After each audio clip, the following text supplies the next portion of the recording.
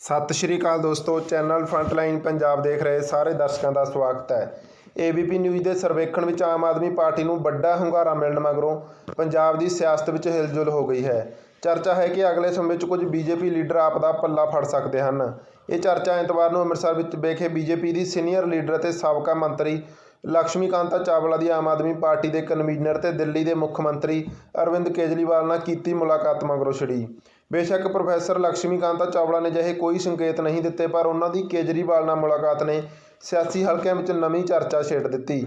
ਲਕਸ਼ਮੀ ਕਾਂਤਾ ਚਾਵਲਾ ਨੇ ਇਸ ਮੁਲਾਕਾਤ ਦੀ ਪੁਸ਼ਟੀ ਕਰਦਿਆਂ ਆਖਿਆ ਕਿ ਇਹ ਗੈਰ ਰਸਮੀ ਅਤੇ ਅਚਨਚੇਤੀ ਹੋਈ ਮੁਲਾਕਾਤ ਸੀ ਅਤੇ ਇਸ ਸੰਬੰਧੀ ਚਰਚਾ ਸਿਰਫ ਅਫਵਾਹਾਂ ਹਨ।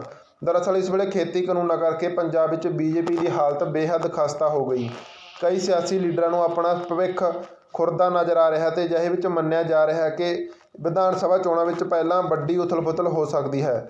ਦੱਸ ਦਈਏ ਕਿ ਕੇਜਰੀਵਾਲ ਬੀਤੇ ਦਿਨ ਬਾਘਾ ਪੁਰਾਣਾ ਵਿੱਚ ਆਪ ਵੱਲੋਂ ਕਰਵਾਏ ਗਏ ਕਿਸਾਨ ਮਹਾਂ ਸੰਮੇਲਨ ਵਿੱਚ ਸ਼ਾਮਲ ਹੋਣ ਲਈ ਆਏ ਸਨ।